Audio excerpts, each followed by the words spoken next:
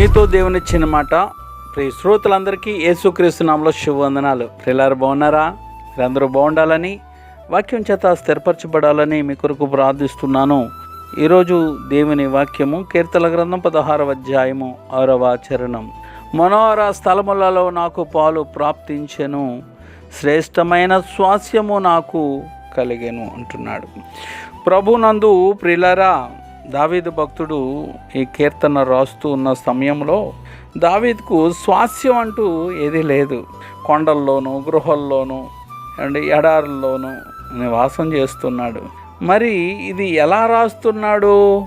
ఇది విశ్వాసపు భాష. చాలా సంవత్సరాల క్రిందట సమూయేలు ప్రవక్త బెత్లెహేముకు వచ్చి దావీదు తల మీద నూనె పోసి ఇశ్రాయేలీయుల మీద రాజుగా తన్ను అభిషేకించిన విషయం అతడు మర్చిపోలేదు.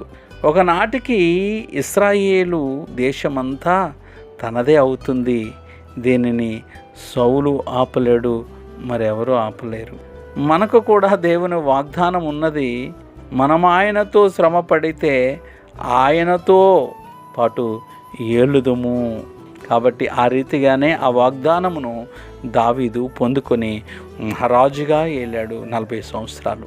ఆ రీతిగా ఈరోజు ఒక గొప్ప విశ్వాసిగా విశ్వాసముతో పలుకుతూ ఆ వాక్యమును నీవు, ఆ వాగ్దానములను విశ్వాసముతో నీవు అనుసరించగలిగితే విశ్వాసం ద్వారా దేవునితో ఏలే అనుభవాలకి దేవుడు నిన్ను నడిపిస్తాడు. అటు కృప నీకు, నీ కుటుంబానికి దేవుడు దయచేయునుగాక. ఆమెన్. మరణాత షలోమ్.